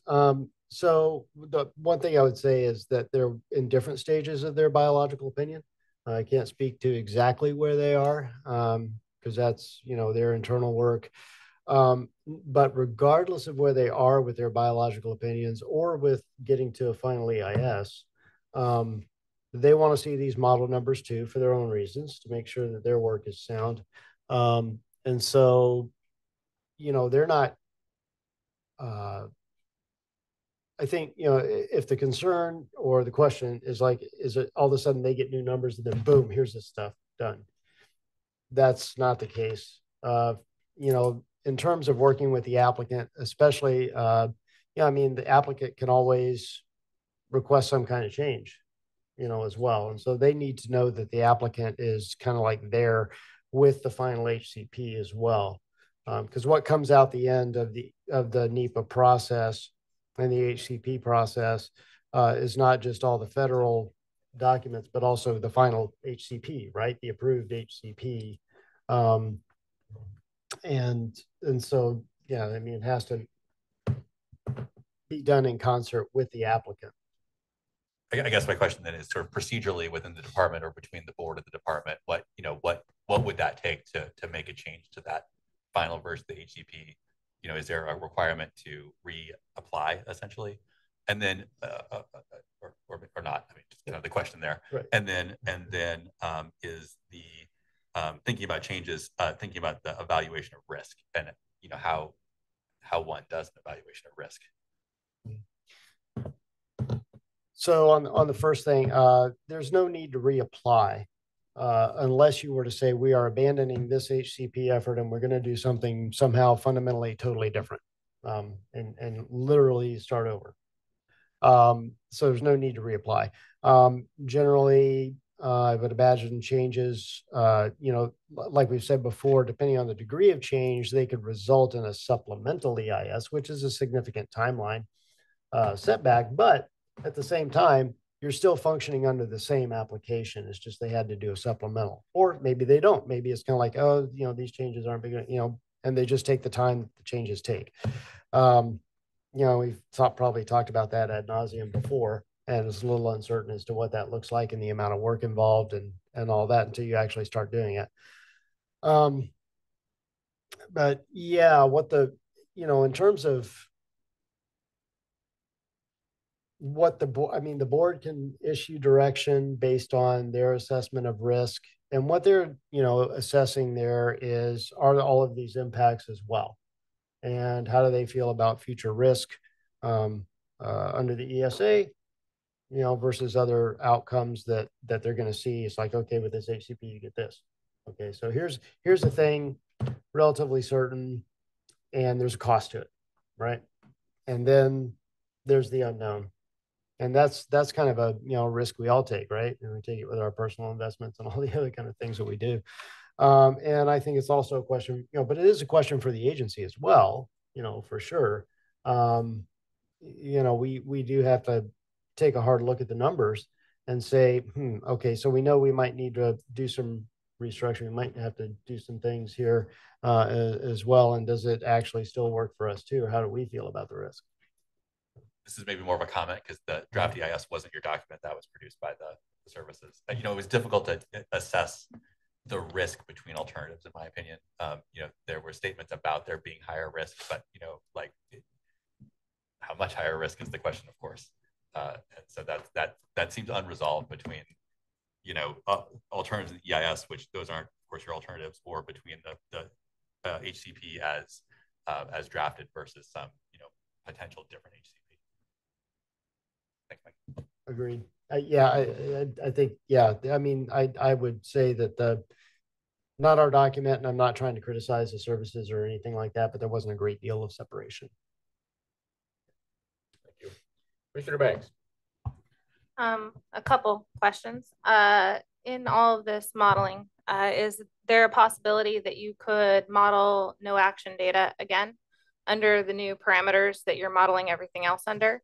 Potentially that number could be inspiring to the board to press pause and allow us to circle back and develop a better HCP process. Give time to services, potentially from the conversation I heard, it sounded like you could potentially say, and I'm going to give an example, you could potentially remove spotted owl from, say, the HCP of Clatsop County. I'm only giving Clatsop County as an example because it's my most knowledgeable, topic. And then pursue, preventative surveys for the life of the plant for the 70 years. So you would survey for continue to survey for owls, but then have the ability to vacate the circles that are unoccupied and then open them up again for harvest. So what it sounds like is that is a potential, and that services would then just have to write a companion draft EIS to account for the changes that occurred in an area, like say Clatsop County, or maybe it's West Oregon District, or maybe we could take a little time and flush this out so that we are honoring the major differences between the different areas across our state and the different species of concern. We would obviously keep Mirolette and Coho and Clatsop, but our very realistic outlook on owls is they haven't been successfully surveyed by the federal standards for 7 years now. And so those giant areas that were conserved that are going to defund Jewel School District and the school-based health center and the fire departments and any other services that region is getting, we could eliminate that risk for them and then just continue preventative survey measures. Am I correct in the assumption that that is possible? So anything is possible, but I think that a change of that magnitude would actually be the starting over scenario. I think as opposed to a reduction, say, you could characterize, say, a reduction in HCA area, but doing away with HCAs altogether, or in large part, I don't know exactly what the threshold is for the reduction but you're fundamentally changing a fair bit of the HCP. And so that would be, I think what you just described would be a starting over piece for an HCP. So what that said to me is that owls that are not currently there are a giant part of Clatsop County's HCAs, a giant unnecessary portion of Clatsop County's HCAs, and a giant unnecessary portion of our future impacts, which makes me sad. But circling back, is there an ability for you to add no action data on top of the current modeling scenarios with the current parameters? So there is, and what we need to see with the services actually is how much work needs to be done on all the alternatives for modeling based on the outcomes of this modeling. I don't know what that threshold is, but it's likely that if there is a significant difference, regards to the EIS especially, that then we would have to, probably somehow deal with how do you compare that now then to the other alternatives. And then my final, well, probably not my final question, it just depends on time. At what point is the counties, are the counties going to be able to see the new HCP after all of the edits that have been occurring systematically throughout the term of, I don't know, the last year and a half?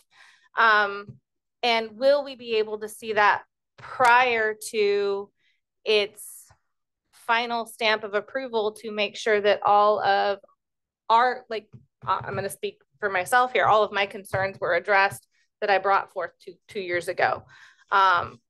Is there a way that counties can see it and make sure that all concerns were addressed and that we're not unintentionally painting ourselves into corners for potential lawsuits from different entities? I'm sure that there is a way to communicate that, and I have to work with the services on that, because they are fairly particular about how the draft is handled, and any release of a new draft prior to a final. What we have done in the past is, there's been a couple of times that we've produced, changes, like here's a list of changes to these. And I know it sounds kind of like hokey, but I would actually have to see if they would be okay with that. And it may not be, well, actually, I don't know how the process would work, who would release it, whether it would be us or them, if it was released, or if it would just be a list of the changes that have been made. Okay, because I am aware of a couple sentences and paragraphs that I very much like and don't want to have changes made to them. And so it would be, I think it would be very important to the counties for us to be able to peruse it prior to its final stamp of, I guess, approval. And then I will call into concern before I finish here that the decision timeframe for the Board of Forestry has been continuously pushed back. It was pushed back to the end of the long session previously under this, by my personal assumption that we were waiting for a funding stream so that the Department of Forestry honored all chapters of the HCP. And so now what I'm noticing is that they're not going to make a decision in December, like we assumed or we were informed the last time that we were visiting, that instead they're just doing informative so that they can continue to move forward. So I guess if we're going to continue on the pattern, is they're going to wait or there's going to be another due date set. And that's going to be for after the short session to see if a funding stream pops up so that ODF can honor the contract of the HCP, which is maintaining their financial obligations. And so when that doesn't happen, I foresee that, again, the decision is going to be pushed back somehow. I don't know how until after the next long session.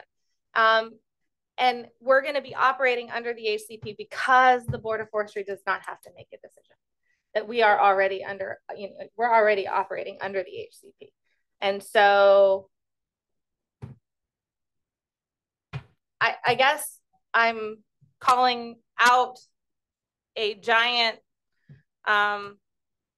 very fascinating situation here where the board will never actually have to approve the HCP.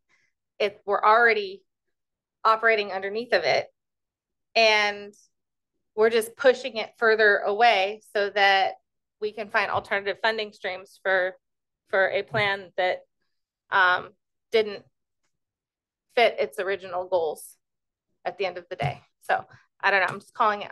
I like to point things out. Thank you, Commissioner Banks. I'm going to go online one more time. Commissioner Tucker, anything that you would like to bring up? No, it's just hard to listen to. It's been I keep thinking we're going to have a closure, we're going to have a vote, we're going to have a something, and then now to hear that we might not ever have a vote, it makes me hard to think the Board of Forestry won't be making a definitive, clear decision in the near future. So no, I'm sitting here, sitting on my hands, hoping that something changes, but I have deep concern about where the numbers are going. And we are in the HCP now. I mean, I look at what's happened in the last couple of years. We're living the HCP now. Thank you, Commissioner. Commissioner Cameron, any comments? No, I've been enjoying listening to the conversation. I appreciate it, Mr. Chair. Thank you. So we also have Commissioner Lovell and Commissioner Miller online, and we haven't heard anything from either of you. Anything you'd like to bring up? Yeah, I would, Chair. Thanks for the opportunity. Just listening to the banter going back and forth and knowing that this conversation's been going on for a decade at a stalemate, it reminds me of some procedures that we had when I was in the Navy.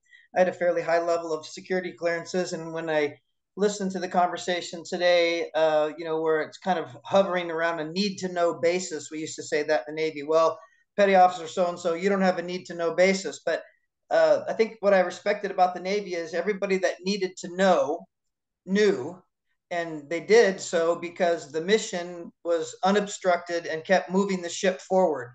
So I guess what I'm hearing today is that there's not enough people in the need to know circle, and this ship is kind of floundering in the water. It's not moving forward on a mission.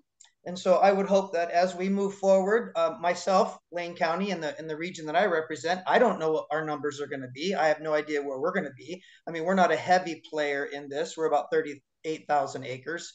But every little bit helps. And my platform as a commissioner has been to fund public safety, and I can't do that without money. So every little bit of money I get helps. And I'd like to know, a need-to-know basis, if I'm going to get that same amount of money or if I'm going to get a reduced amount, so that my mission and our mission as county commissioners can continue to roll forward through choppy seas. So that's where my comment lays. Thank you, Chair, for the opportunity to make a comment. Thank you, Commissioner Lobo. How about Commissioner Miller? Yeah, thank you, Chair, as well. Yeah, the impact for us isn't as significant, but I'm still, coming and trying to be aware, especially for my cohorts. And it's difficult to hear these pain points on both sides too, as we, further try to find clarity. I also would add that, AOC has been tremendously helpful in some numbers and stuff for us because, we are looking at them. But I'm here to show my support, on both sides, and just appreciate everybody, and their patience is hopefully we get somewhere better at some point. So hang in there, everyone. Thank you. Thank you, Commissioner Miller. I'm going to take Chair's prerogative here. We have with us today former Commissioner Melissa Cribbins. She is today representing the governor's office, and that's why I'm taking a Chair's prerogative. And I understand Melissa has a question.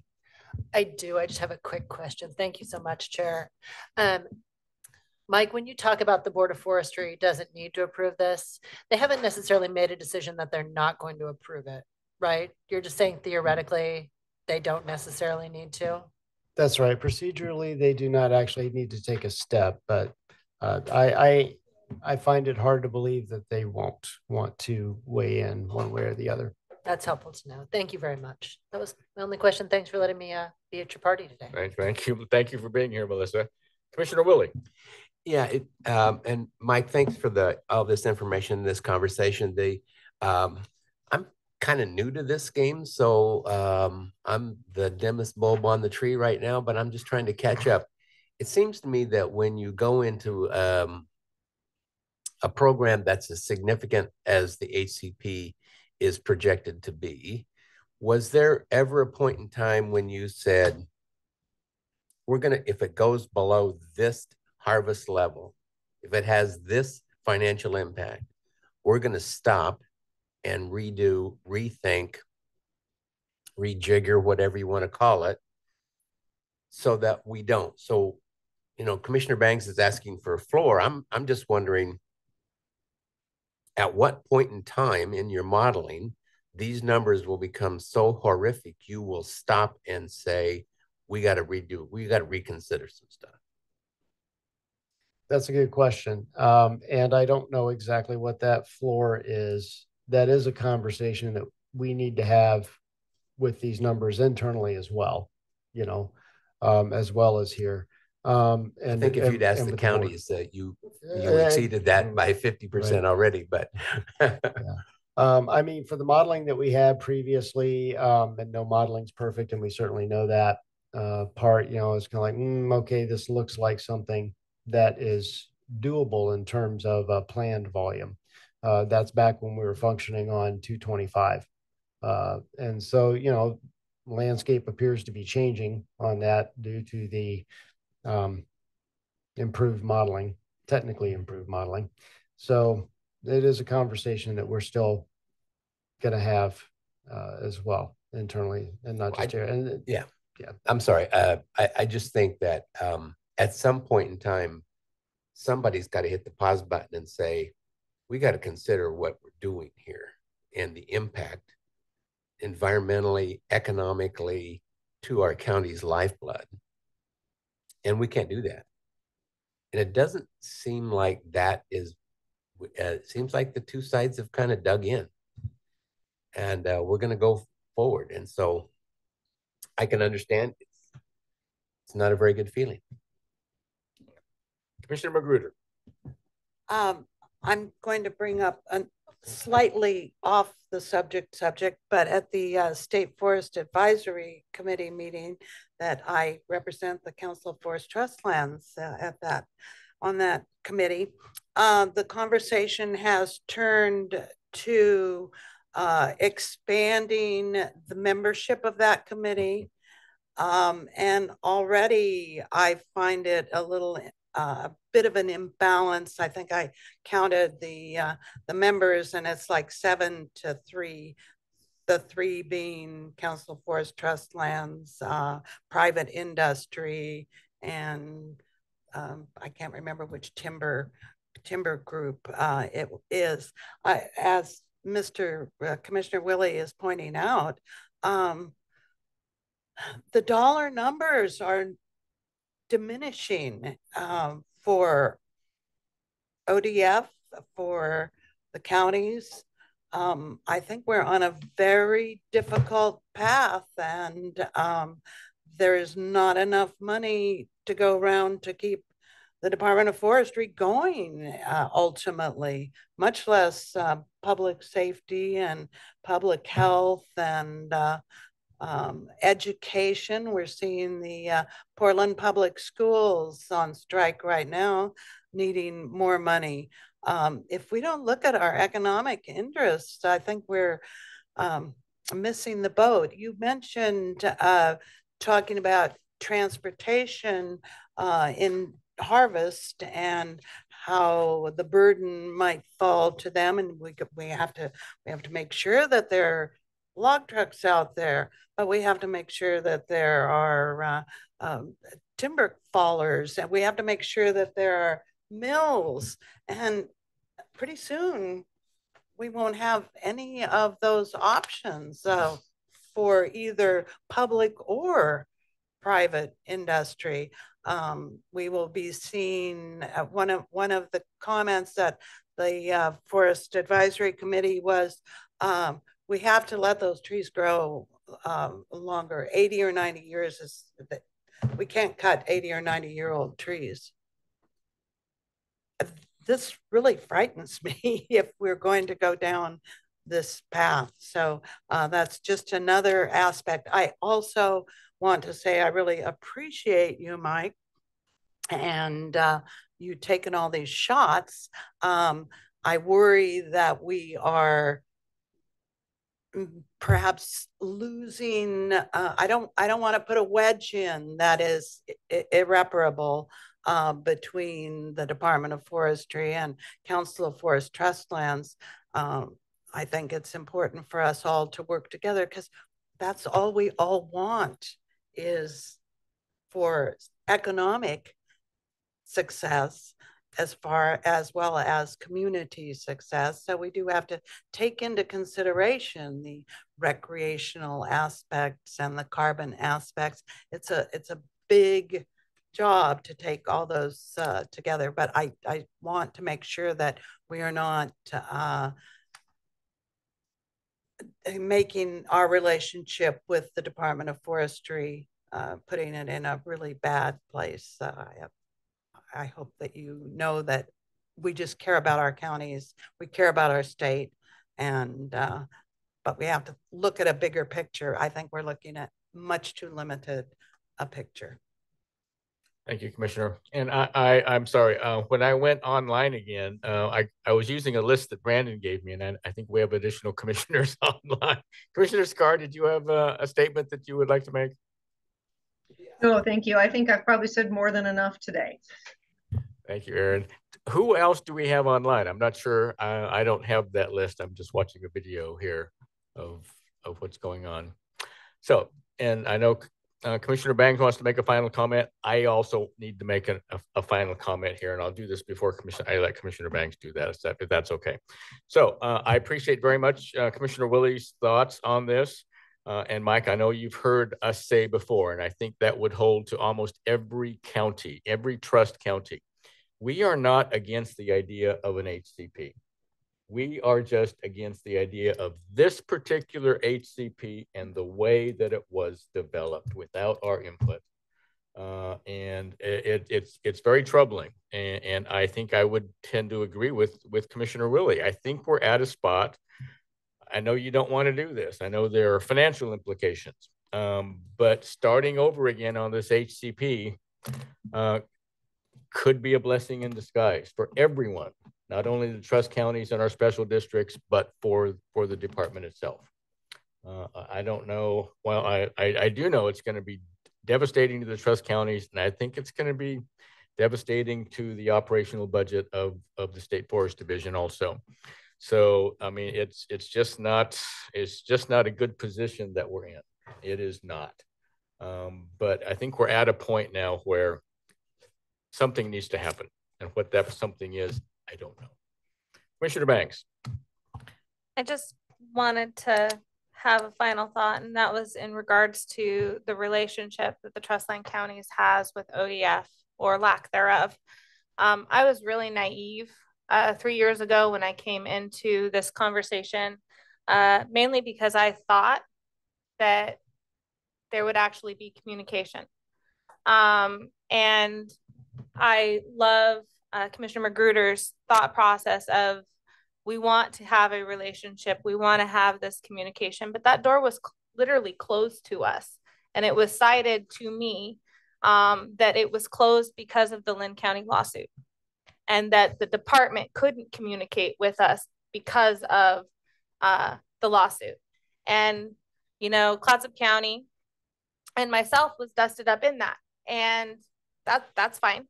I have no problem being a partner with my counties. But just that point of clarification is there was no relationship when I entered this room 3 years ago. And that has only just continued forward. And as much as we have begged, I mean, there have been times where I have begged for communication and for information. And it's always been a closed door every single time. I had a glimmer of an open door when Liz Dent was here, but that she had since left. She was open to conversation when I first entered this forum. But since then, it has just been no response to the point where I've had to do public information requests just to try to get information. And I don't, you know, it's toxic. because I know special interest groups can reach out and they get information. Often they don't have to do public information requests. So why are the counties at this position where if we want information, we have to do a public information request in order to get it? Like, we're not even equal to a special interest group at this point in this relationship. And that makes me sad. I feel like that it should be different. And you know, we can say hindsight is 2020. And if one of us was in that room, you know, years ago, that the outcome would be different. But now I'm wanting to see where can we go forward from this position.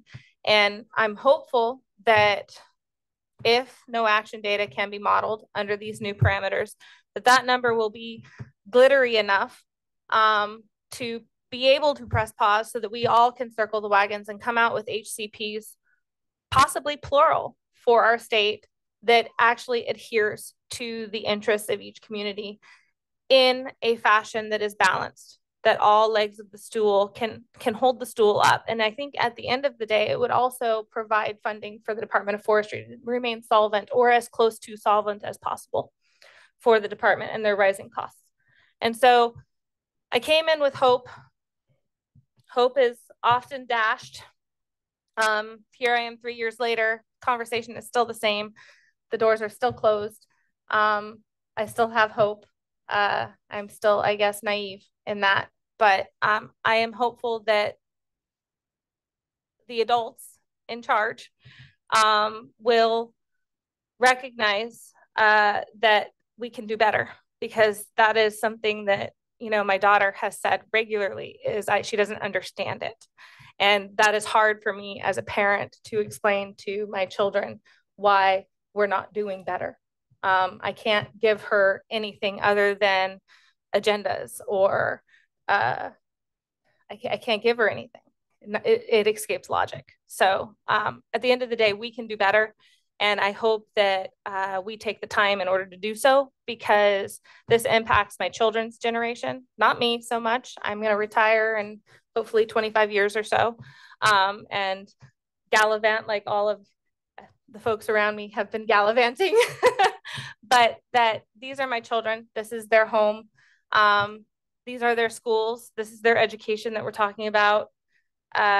This is the next generation, and they deserve our respect to press pause and make sure we do the best job that we can possibly do in order to solidify their future. Because I don't want my kids' future to be like another tourist destination in Mexico, where the front looks beautiful, but the second that you go past the front, it is not beautiful any longer. I feel like that is a disservice to them and a disservice to my community.